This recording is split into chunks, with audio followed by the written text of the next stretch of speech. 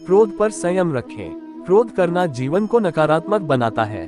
क्रोध करने से आपके काम बिगड़ जाते हैं, साथ ही अपनों से संबंध भी खराब हो सकते हैं।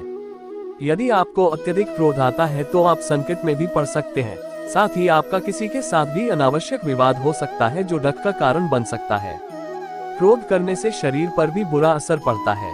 क्रोध आने के बहुत से कारण हो सकते हैं, पर मुख्य रूप से क्रोध का कारण ये होता है कि जब आपके मन के विरुद्ध कोई कार्य होता है तो क्रोध आता है। कभी कभी कोई व्यक्ति बिना वजह आपको परेशान करता है या आपके कार्य में बाधा डालता है, तब क्रोध आता है। ऐसी ही परिस्थितियों में हमें क्रोध पर संयम रखना चाहिए और शांत मन से निर्णय लेना चाहिए। 2. अनुशासन में रहे। चाणक्य का कहना है कि अनुशासन जीवन को सरल और सफल बनाता है। यदि आपके जीवन में अनुशासन नाम की कोई चीज नहीं है तो आप कभी सफल नहीं हो सकेंगे।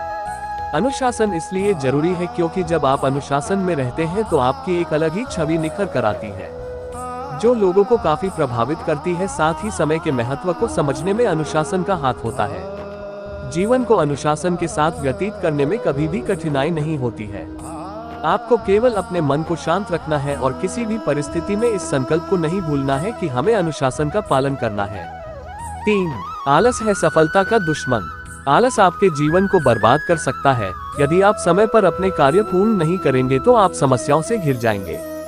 आलस को त्यागना बहुत जरूरी होता है, वरना आपके साथी ही आपका साथ छोड़ देंगे।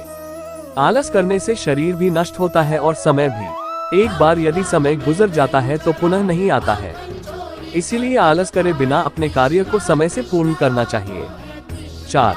धोखा नहीं देना चाहिए। यदि आप किसी को धोखा देते हैं तो आपकी छवि एक खराब होती है, जिस पर कोई विश्वास नहीं करता है। इससे आपके व्यापार से लेकर निजी जीवन पर भी प्रभाव पड़ता है। सफल बनने के लिए लोगों का विश्वास जीतना जरूरी होता है। 5. अहंकार। अहंकार जीवन को एक गहरी खाई में धकेल देता है जहां केवल अंधेरा होता है।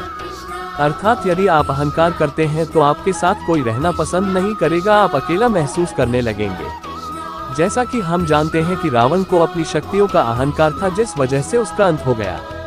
चाहे धन हो, बुद्धि हो या समाज में नाम हो, अहंकार करने से ये सभी नष्ट हो जाते हैं या इनकी कोई अहमियत नहीं रहती है।